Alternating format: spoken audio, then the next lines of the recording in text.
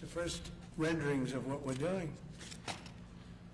So I want to wish everybody a big hello and Merry Christmas and welcome to Mar-A-Lago for this exciting announcement of the new Golden Fleet. We're calling it the Golden Fleet that we're building for the United States Navy. As you know, we're desperately in need of ships. Our ships some of them have gotten old and tired and obsolete, and we're going to go the exact opposite direction.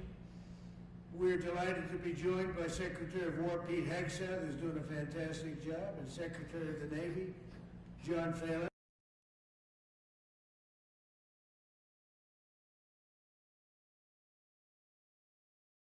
A couple of hours on what a good job we're doing, which is true.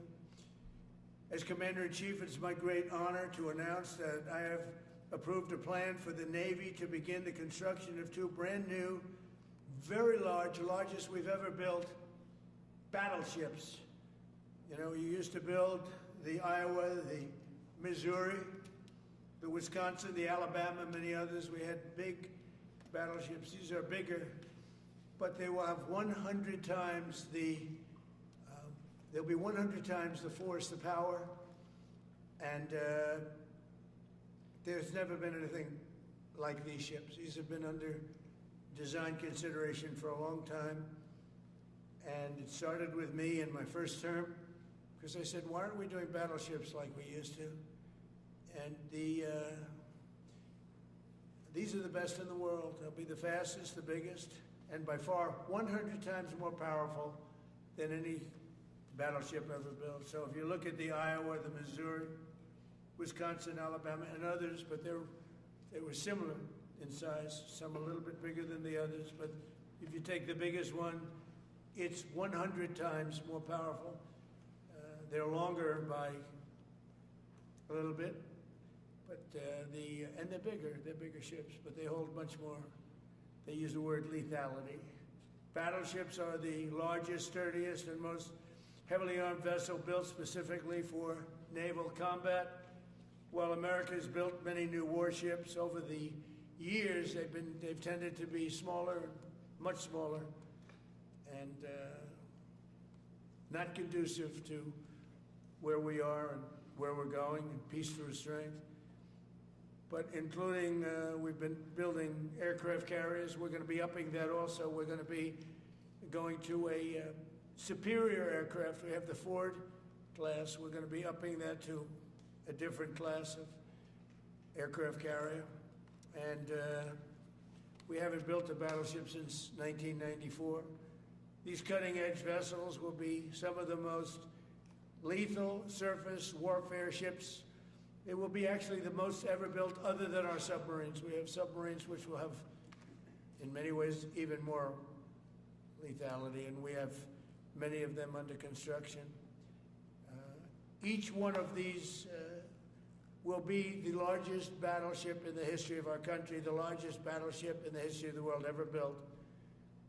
And again, it's 100 times more powerful than the previous Iowa class, it's called. Those are the big ones that you'd see on a show. Victory at Sea. I don't know if anyone's seen Victory at Sea, but it was a classic. They'll help maintain American military supremacy, revive the American shipbuilding industry, and inspire fear in America's enemies all over the world. We want respect. We're going to have it. We already have it. More respected now than we ever were. A year and a half ago, they laughed at us. Now they respect us again at levels that they've never respected us. We envision that these two ships, we're talking about 10, but we're going to start with 2, and we're going to quickly morph into 10. And ultimately, we think it's going to be anywhere from 20 to 25 of these. But we're starting with the first 2 immediately, and we're going to then be very quickly involved with, I think, we're going to do another 8, and then we're going to ultimately and pretty quickly have a total of about 20 to 25. We'll make that determination. We envision that these ships will be the first of a whole new class of battleships to be produced in the years to come. From Theodore Roosevelt, the Great White Fleet, you remember that, the Great White Fleet, to the legendary USS Missouri, whose massive guns helped win World War II. America's battleships have always been unmistakable symbols of national power.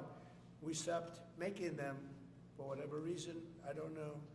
And I want to congratulate John Thalen, who is your secretary of the Navy. He came to me the first day we met.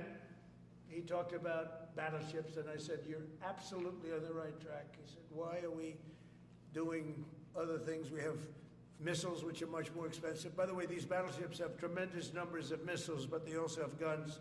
And in many ways, guns can do the trick just as well as missiles at a tiny fraction of the cost.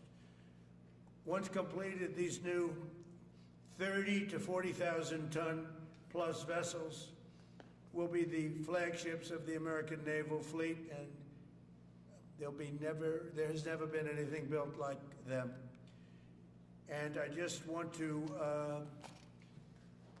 be very clear that we're building them here. We're working with others, but we're building them here. We have great Navy yards. We'll be negotiating with some of the companies that are running those yards, taking over the yards.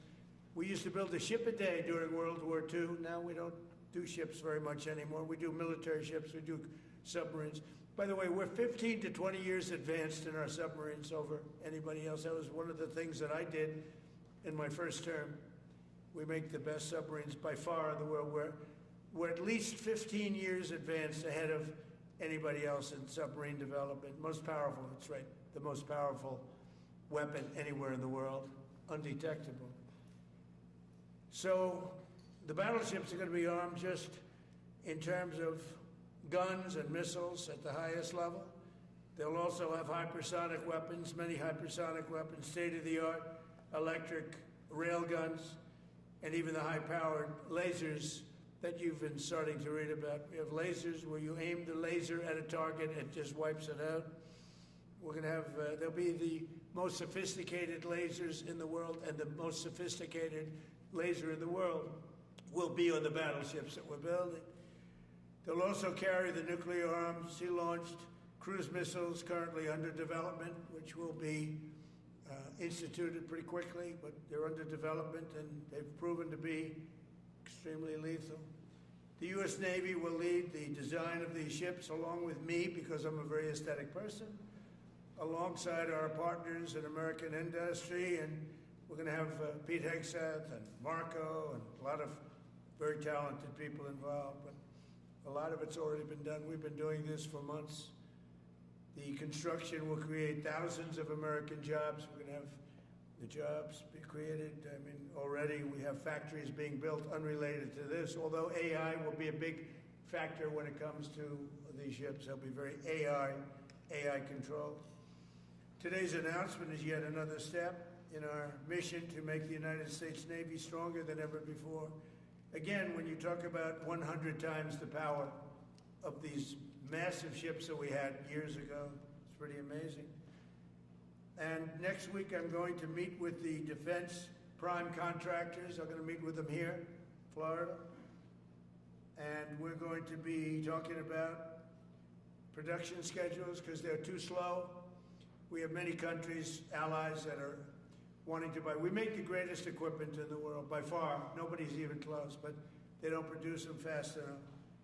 So we're going to be meeting with them to talk about the production schedules. We're going to have strong production schedules. And the only way they're going to be able to do that is to build new plants. Even with the F-35, we have many people who want the F-35 fighter jet, and it takes too long to deliver them to allies or to ourselves. It takes too long. The only way they're going to be able to deliver them is if they build new plants. They don't want to build new plants because that's expensive. So we're going to be discussing production schedules. We're going to be discussing CapEx spending. We'll be discussing the pay to executives where they're making $45 and $50 million a year and not being able to build quickly. They're going to make that kind of money. They have to build quickly. Again, we make the best equipment in the world, but they don't make them fast enough. And we're going to be also discussing dividends. We want the dividends to go into the creation of production facilities. So we'll be talking about all CapEx, dividends, and the pay.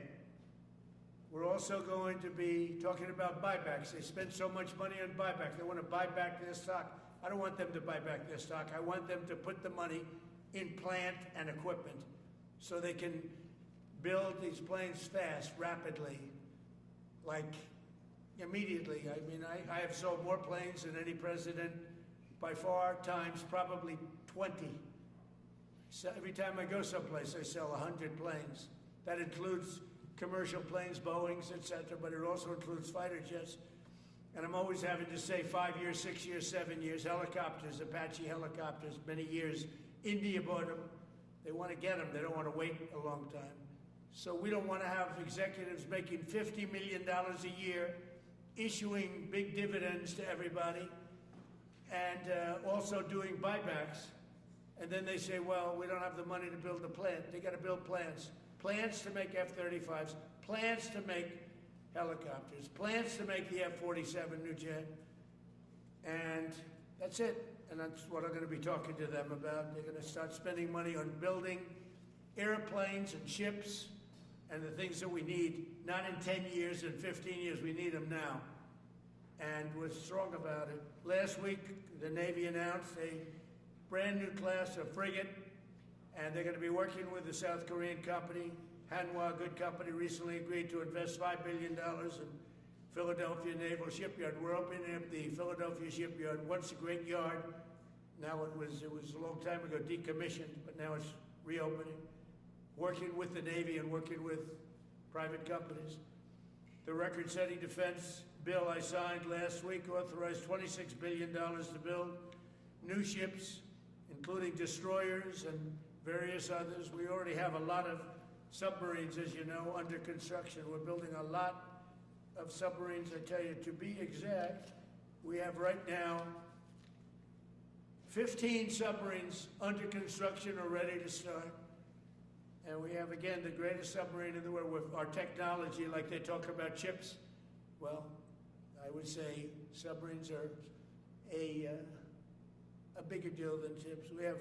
We're at least 15 years ahead of any other competitor. China, Russia, nobody can come close. We're also building right now 3 large aircraft carriers in addition to the ones we have. And we have, actually, interestingly, we have a lot of submarines. How many submarines do we have now altogether, approximately? Huh? What? Over 30. We have over 30. But these are the super duper subs, and there's nothing like them. So we're going to be doing from 12 to 15 brand new submarines. We have a couple of other things going on. We'll be building other elements of Navy. We'll be fixing up headquarters. We'll be fixing up places for our great sailors to live. And we're going to be working very hard with companies, but we're also going to be penalizing companies that aren't doing a good job. For instance, when they built the Ford, Gerald Ford, the cost overruns were ridiculous. That was done in Norfolk, Virginia. We're going to be talking about that with that company. The cost overruns were out of control.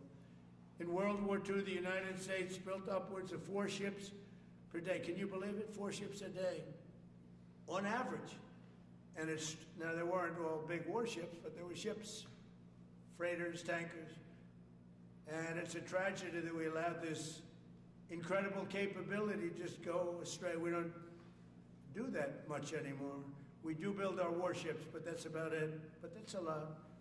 We're going to restore America as a major shipbuilding power. We're going to ensure the USA is the most powerful fleet anywhere in the world.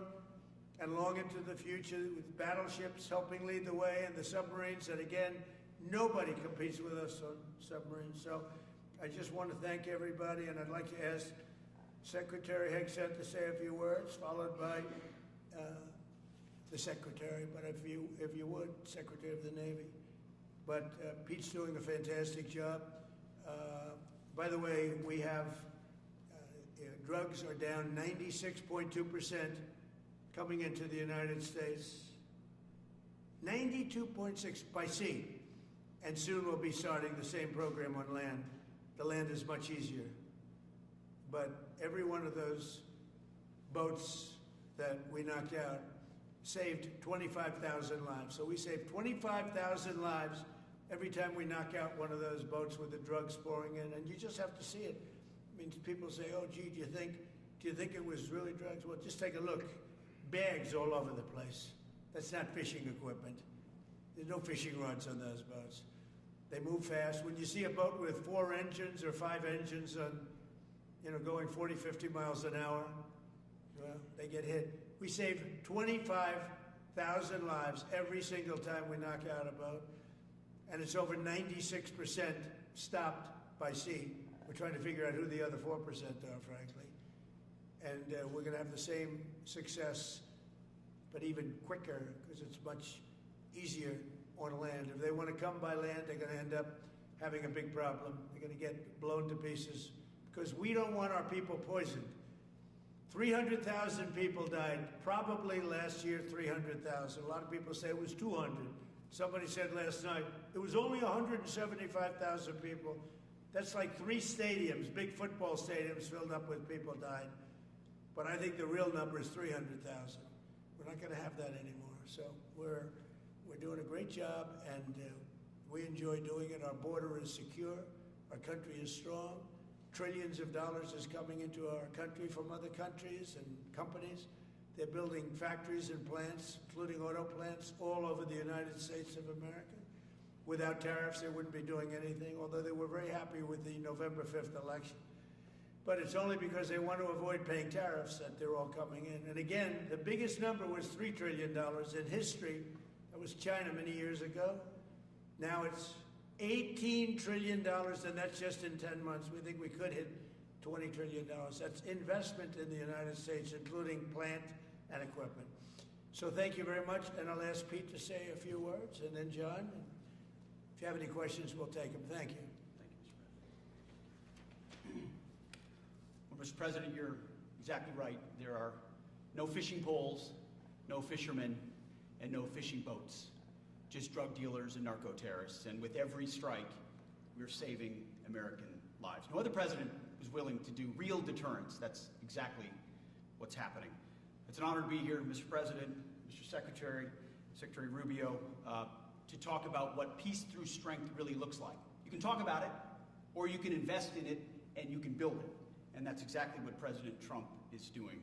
At the Department of War, we're restoring the warrior ethos. In fact, the President mentioned the NDAA. We put into law merit-based. We put into law getting rid of DEI and political correctness. That's now part of how our military operates. And you've seen it in record recruiting in the spirit of the Department of War. We're rebuilding the military. President Trump did it once. He's doing again with historic investments today in shipbuilding. And we're reestablishing deterrence, whether that's at the border, whether it's through Golden Dome, what happened with Midnight Hammer and what Iran found out, those drug boats, and of course the Houthis opening up the shipping lanes. American strength is back on the world stage. And the announcement of the Golden Fleet, anchored by new battleships, the biggest and most lethal ever, accomplishes all 3 of those things and marks a generational commitment to American sea power. Across the entire department, we are developing new operational concepts, deploying cutting-edge technologies, and making major investments, including in our Navy. This is happening in all domains, including space, as the President has talked about before anyone else. So it's the highest of domains and the lowest of domains under sea, and especially today in sea power, that always has to be decisive, has been in the history of America, and will continue to be under the leadership of President Trump. We will make sure that anything that flows from our country and with our allies flows freely and uncontested. New and better ships will provide that deterrent today and for generations to come. This new class, these new investments, will be the types of things that for decades, for centuries, the American people will look back and thank President Trump for having the vision and the willingness to invest right now in capabilities we need today, tomorrow, and long into the future. So, Mr. President, thank you for this investment, and I'll hand it over now to the Navy Secretary.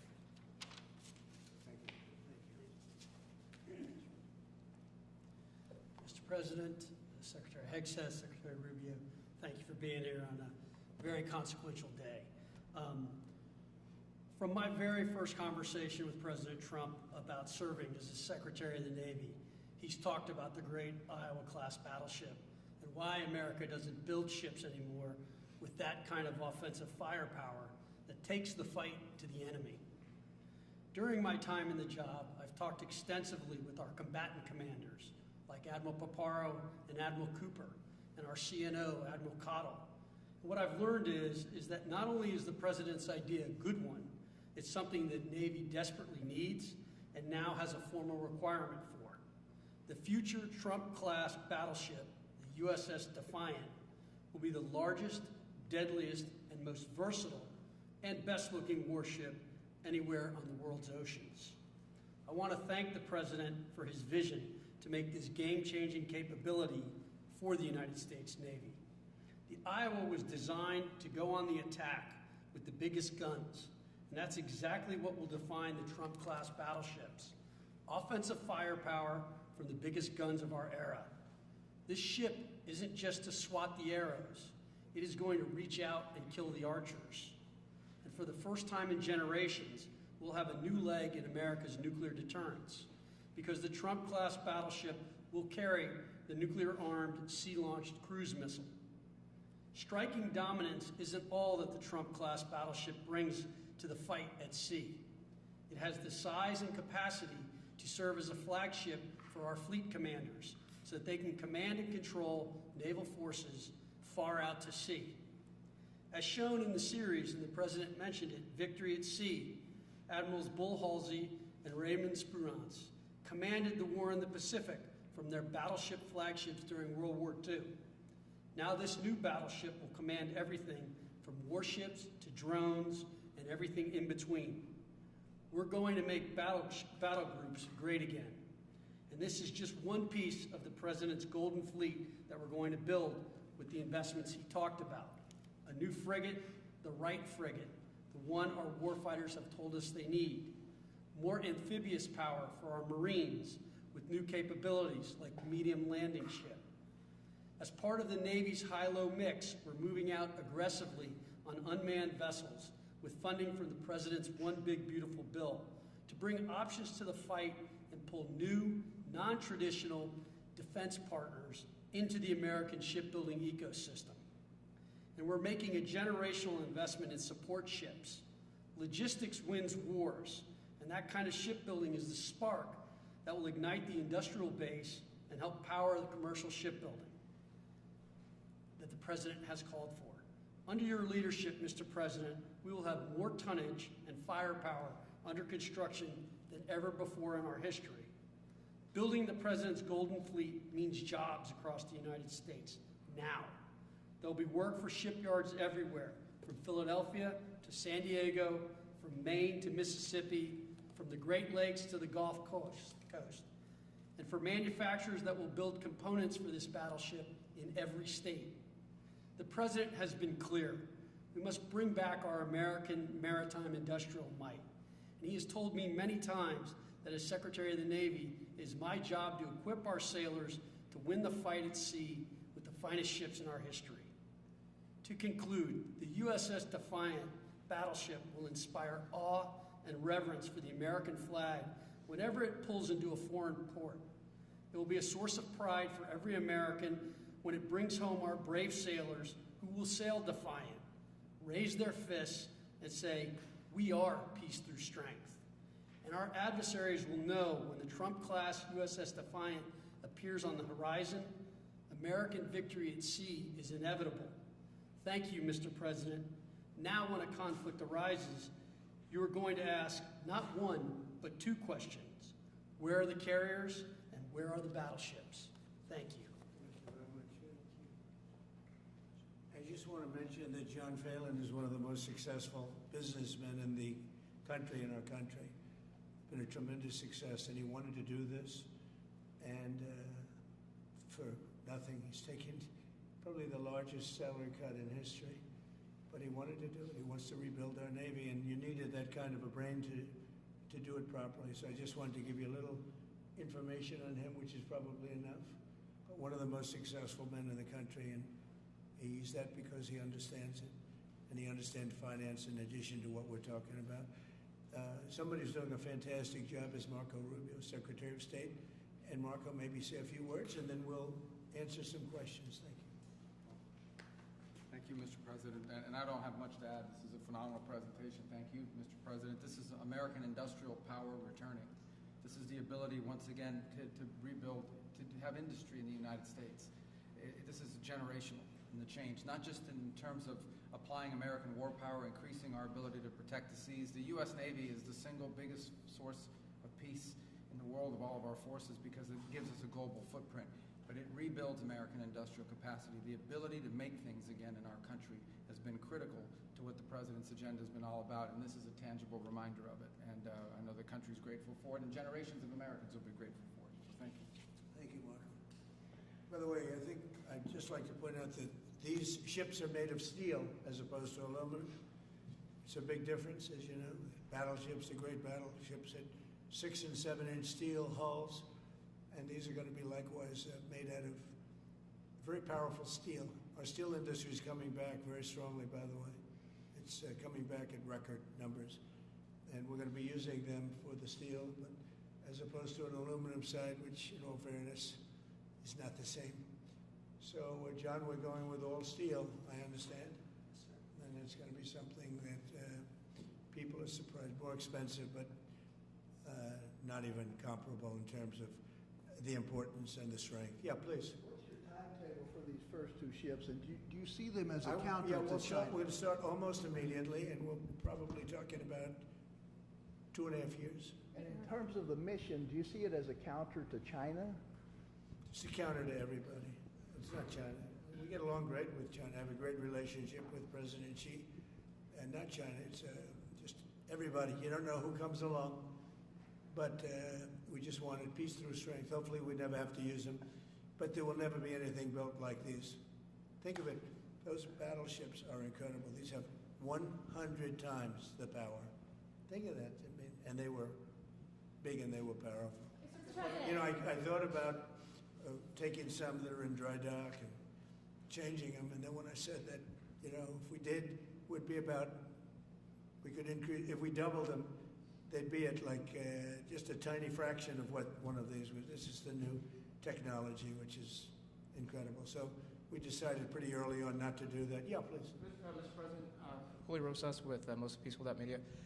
You just referenced the lower amount of illegal drugs that are coming by sea, and you just said that you're going to start that same program on land soon. Are you just referring to Venezuela, or are you referring to other countries in Latin America? Anywhere drugs are pouring in, anywhere, not just Venezuela. Yes?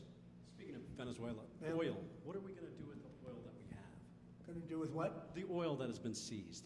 The United States seized 1.9 million barrels of oil on December 10th. We're going to keep it. Where's it going? Are we going to sell it or put it in the strategic? Maybe we'll sell it. Maybe we'll keep it. Maybe we'll use it in the strategic reserves. We're keeping it. We're keeping the ships also. Yeah, please. About Venezuela, sir, have you spoken to American oil companies that have had their assets seized about what a post-Maduro Venezuela would mean for them, of what coming back and restarting operations? The big ones, yeah. I have. Yeah, please. Why do you feel like this initiative was neglected for so many years, and does this come amidst the rising tensions between the U.S. and Venezuela? We're talking about with Venezuela?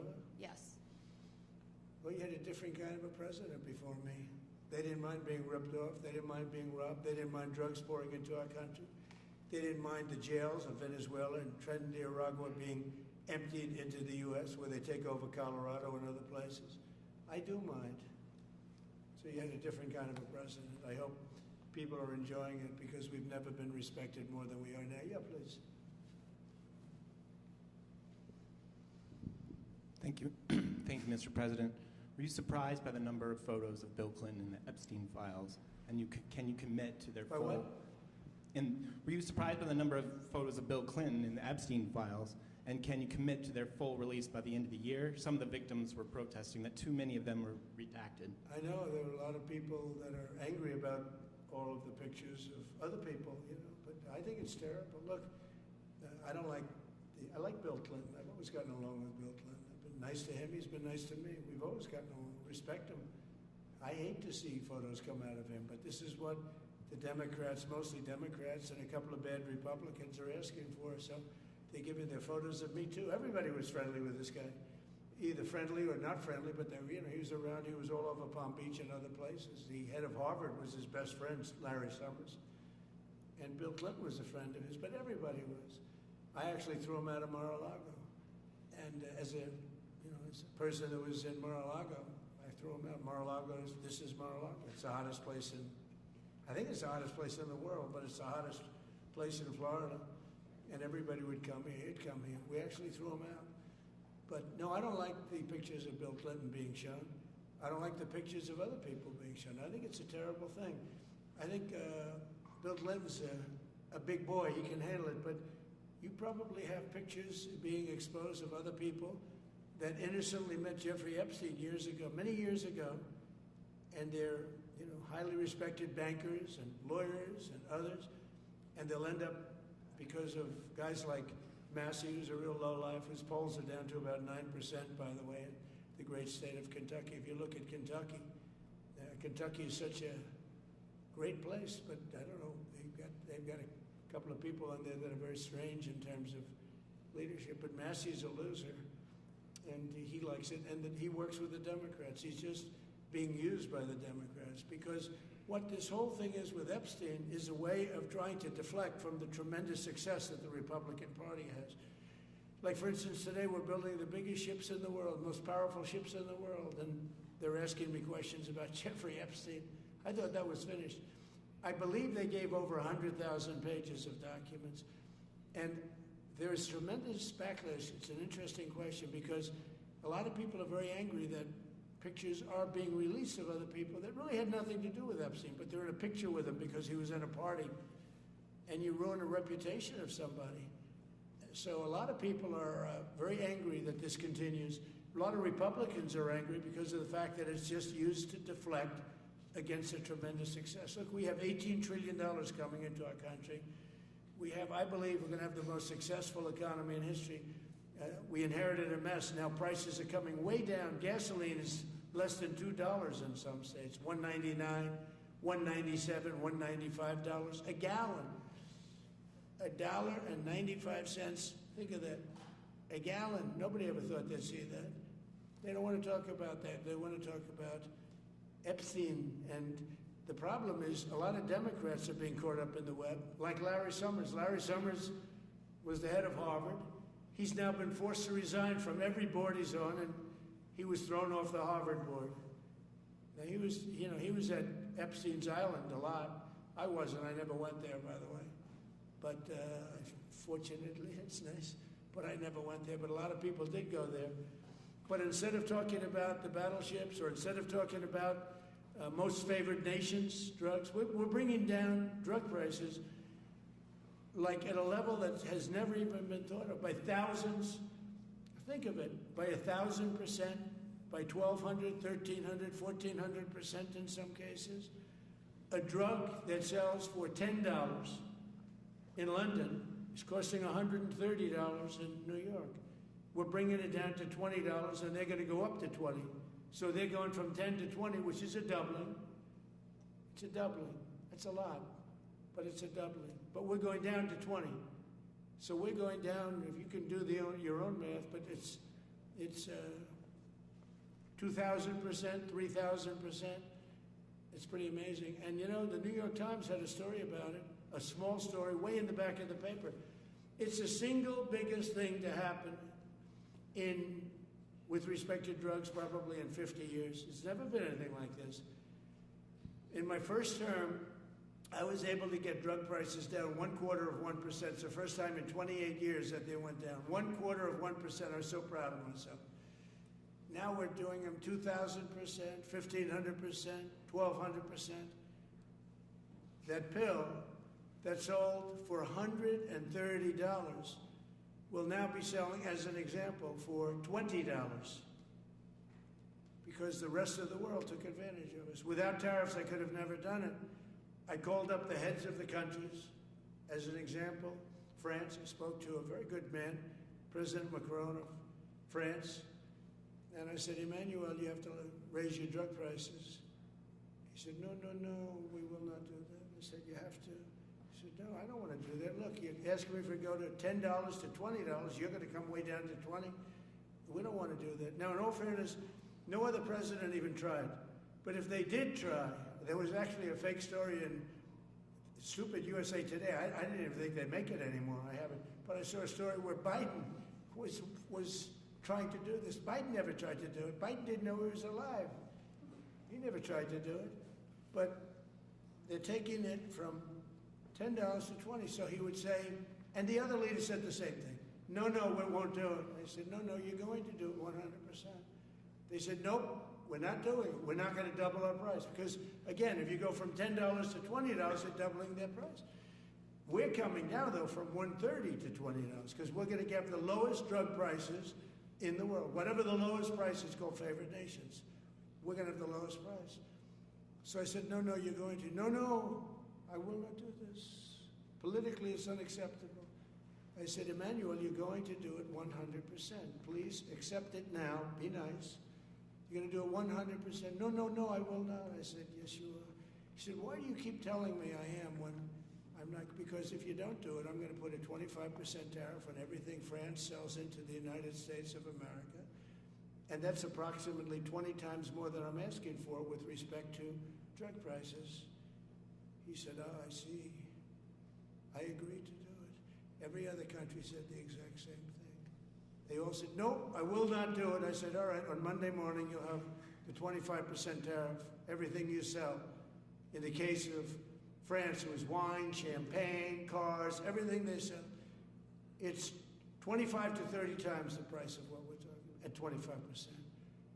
Every single country agreed. And that was the big problem. The drug companies were difficult, but fine, because we have a certain control over the drug companies. We had no control over these foreign nations. So every single country has agreed to do this. So we will take that pill price down as an example, talking about not just pills, we're talking about everything. We'll take it down from $130 a pill down to $20 a pill. And the rest of the world will take it from $10 a pill up to $20. It's the biggest thing ever to happen, and it's covered, barely covered in the New York Times, because it's a fake newspaper. Yeah. Mr. President, on shipbuilding, how does the administration plan to ensure that there's sufficient workforce availability as you're producing these ships? Could you speak up? How does the administration plan to ensure there is sufficient workforce availability as you're producing these ships? We're going to have it. We're going to have tremendous workforce availability. We're also going to have robots helping us. We're going to have a lot of robots helping us because we need it. And because we're going to town, we're building a lot between the AI and the auto plants. So we're going to need robots. We're going to have robots, but that's going to help us. We're going to have a tremendous workforce. And in order to operate you're always going to need people. You know, you can have robots, but you're going to have to get somebody to start those robots, and you're going to have to improve the robots. But we're going to have robotic factories plus manpower. So we're going to have enough. We're going to need the help of robots and other forms of, I guess you could say, employment. We're going to be employing a lot of artificial things, but the beauty is we're going to have more jobs than we've ever had. Just so you know, a number came out the other day. We have more jobs right now in the United States. More people are working right now in the United States than at any time in the history of our country. Think of that. Pretty amazing. So we'll have the help of, mechanical help, if you want to call it that, but we'll have tremendous employment. They'll be paid a lot of money. They'll do better than they ever did. Okay? Mr. President, some may have been expecting a different kind of announcement today, hearing your Secretary of War and Secretary of State here. You mentioned strikes on land in Venezuela more than 15 times, even now, just in your recent remarks.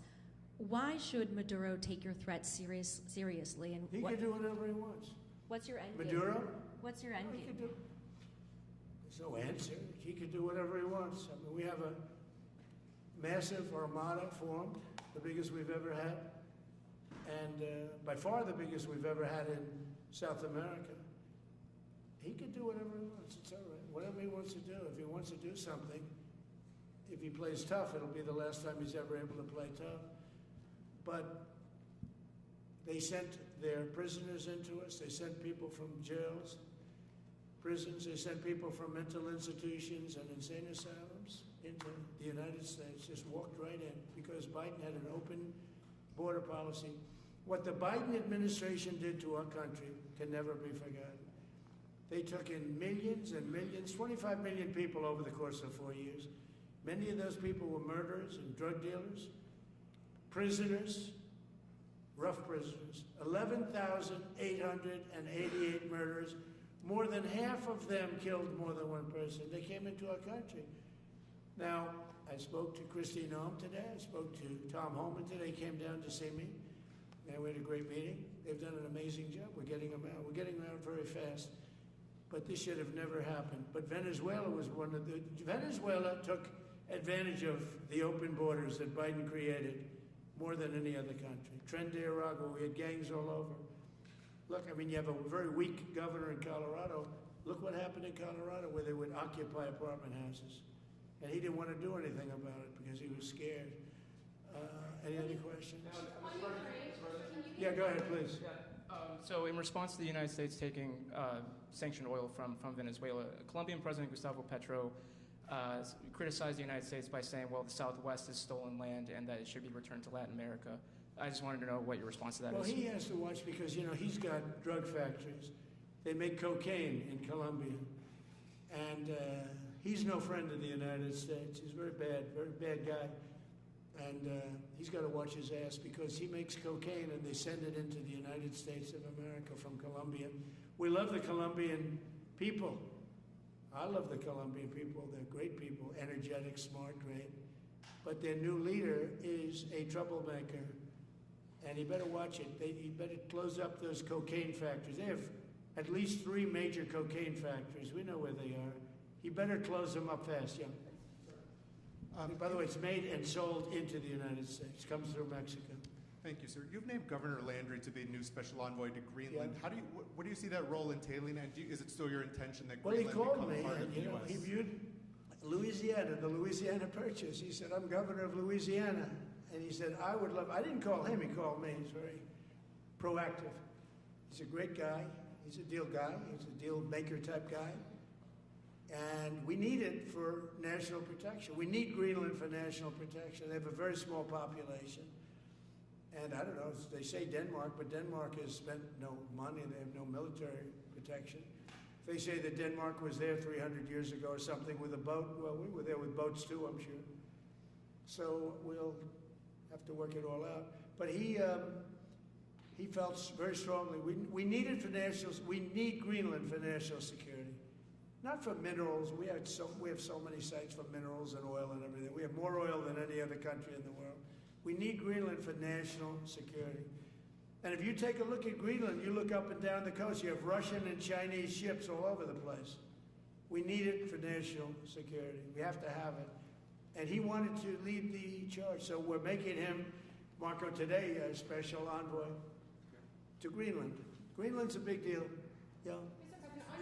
Can you give an update on the talks that took place this past weekend, and could a trilateral discussion of sort be the next step for Ukrainian, U.S., and Russian delegations? So the talks on Ukraine, Russia are going along. They lost, as you know, 27,000 soldiers last month, mostly soldiers, some people in Kiev, etc., but mostly soldiers. And the talks are going along. And I say that, you know, there's tremendous hatred between these two leaders, between President Putin, President Zelensky, tremendous hatred, and I hope we can get it done. We are talking. Talks are going okay, but you know, I've solved 8 wars, and Thailand is starting to shape up. You know, they started with Cambodia, they started up again, but I think, Marco, we have that in pretty good shape to have that stopped. So we stopped 8 wars, and I thought this would be in the middle of the pack, but maybe easy, but in the middle of the pack. But there's a lot of hatred between those two people, and when there's hatred, there's, you know.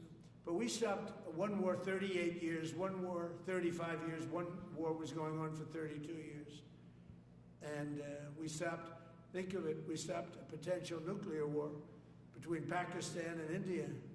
And the head of Pakistan, highly respected general, he's a field marshal, and also the Prime Minister of Pakistan said, President Trump saved 10 million lives, maybe more, by getting that war. You know, 8 planes we shot down. That war was starting to rage.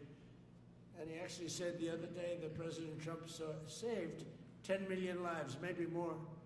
So we solved all these wars. The only one I haven't solved yet is Russia, Ukraine. Are you still pushing for the Christmas Day deadline with Russia and Ukraine? And have you spoken with Putin or Zelensky or plan to push the deal? I'll do whatever I have to do. I mean, I'd like to see it stop. Look, we don't lose any money on that war anymore. You know, Biden gave $350 billion, and who knows what happened to it. We now sell missiles, planes, all of the best military equipment. We sell it to NATO. We got NATO to go from 2% GDP to 5%. Nobody believed that to this day. Nobody's going to write that, but nobody believed it. And they take that money and they pay it to the United States for weapons. So we sell weapons to NATO. We sell full price. We sell weapons to NATO, and NATO takes those weapons and probably distributes them, but gives a lot of them to Ukraine. So we don't lose any money like we did with Biden. He was spending money like a fool. He was a fool. What he did to our country is so horrible. But he gave $350 billion between cash, gave a lot of cash, $350 between cash and weapons. You remember at the beginning of that whole thing, I gave them javelins. Javelins are the anti-tank busters. And President Obama at the time gave them sheets. I gave them javelins. They gave them sheets. But you know, the bottom line is time for, I think they're all tired of that war. Everyone's tired of that war. It's got to stop. Yeah, please. The U.S. was in active pursuit of a sanctioned oil tanker yesterday. Are you able to share what became of that tanker? Was the U.S. able to seize it? No, it's moving along, and we'll end up getting it. Yeah, we're actually pursuing it. Can you imagine? Because it came from the wrong location. It came out of Venezuela, and it was sanctioned. Yeah, please. Ultimate goal in Venezuela to force Maduro from power? Well, I think it probably would. I can't tell that. That's up to him what he wants to do. I think it would be smart for him to do that. But again, we're going to find out. Look, Venezuela did terrible things to the United States. They sent hundreds of thousands of people, millions of people, into our open border. They sent their criminals, they sent their prisoners, they sent their drug dealers, they sent their mentally insane and incompetent people into our country more than any other country. Others did too. The Congo did. Others did too. And we just let them come right in because we were run by a stupid president. But you don't have a stupid president anymore. Mr. President, have you set up the meeting with the healthcare insurers just yet? And what are you hoping to get? I'll be setting it up. I think we're going to meet with the healthcare insurers, the insurance companies. So what I'm asking for in healthcare is very simple. Obamacare is a disaster. I call it the Unaffordable Care Act. Unaffordable as opposed to it's unaffordable. They're going to have a tremendous increase in premiums, which is Obamacare, which is them, the Democrats' fault. They'll try and blame Republicans. It has nothing to do with us. It's the Democrats' fault. What I want to do is we spend hundreds of billions of dollars a year that go to insurance companies. I want that money to go to the people and let the people buy their own health care. And everybody loves it. It's become our issue. Now, before I do that, I'll meet with the insurance companies, just as I met with the drug companies. As you know, we're meeting with 4 other drug companies, Johnson & Johnson. But they've all agreed. We're meeting with them this week. It's coming up. It'll be a similar meeting. They've all agreed. But nobody would have thought the drug companies were going to do what they did, where they're giving away free drugs. And they've been so great. Okay? And we have most favored nations. Nobody thought that was possible. I don't think any other president ever tried to get it because they never thought they could. But with respect to the insurance companies, I want to meet. There's essentially 14 of them, 10 big, but there's a total of 14 pretty much, pretty big. And I want to meet with them, and I want to say, I want you to cut your rates way down, way, way down. And maybe if they do that, we'll be able to not cut them out. We'll be able to continue to deal with them, which is probably a little easier process. I think the best process is pay the money directly to the people, let them buy their own health care. But I'm going to meet with them the first week back. I do it now, but they're trying to come up with a schedule. They want to meet badly, they've told me, but they want to come up with a schedule. I said, make it a good schedule. Your rates have to come way down. We're also going to meet with other insurance companies because under Biden, the insurance rates have gone through the roof. Auto insurance, home insurance. I mean, insurance companies are making far more than they're entitled to make. So we're going to be doing that. But just in the meantime, we'll be meeting with the insurance companies in the first week, the first few days back in Washington, because they're trying to come up with a proposal that will satisfy me. Thank you very much, everybody. Appreciate it. I hope you're going to enjoy the battleships. They're going to be beautiful. Thank you. And have a great Christmas if I don't speak to you. Thank you very much. Thank you very much.